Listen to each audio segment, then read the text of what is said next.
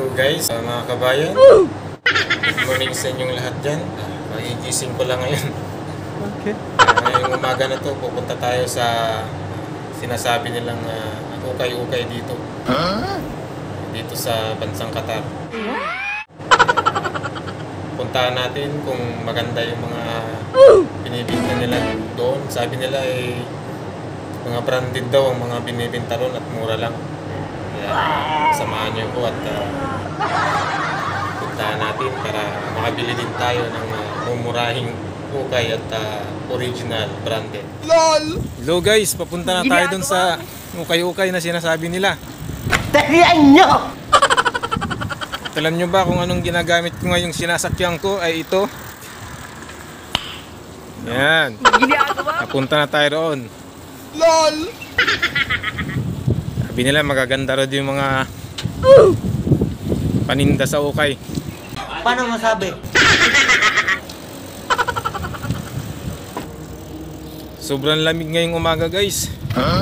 Mga kabayan, sobrang lamig ngayon. What? Hindi nag-jacket ako.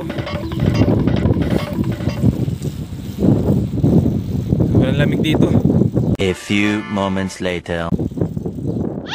So ayan na nga mga kabayan, andito na tayo sa lugar kung saan andito yung mga nagtitinda ng mga ukay-ukay at ibang mga gamit na second hand. As you can see mga kabayan, medyo maliwanag na kasi almost 6 na ko nakarating ng umaga. What? At medyo nahuli na ako, 5 AM pa lang andito na yan sila nagbubukas na. Maraming mapagpipilian dito mga kabayan, mayroong kasuotan tulad ng t-shirt, jacket, pants, shorts, sandals at sapatos. What?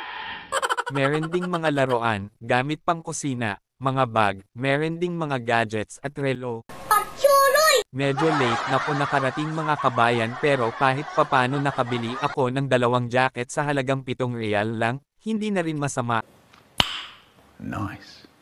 As you can see mga kabayan, nasa baba lang ang mga binibenta nila, kasi nga wala silang mga pwesto na inuupahan at permit. Kaya ilalatad lang nila yan sa baba at wag mag-alala may sapin naman, kaya mura lang ang kanilang bentahan.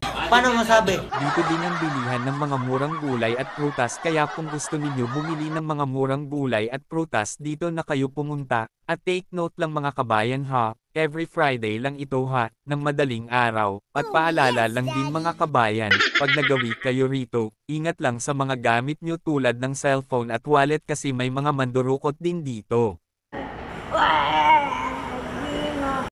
So yan lang mga kabayan, lagi tayong mag-iingat and goodbye.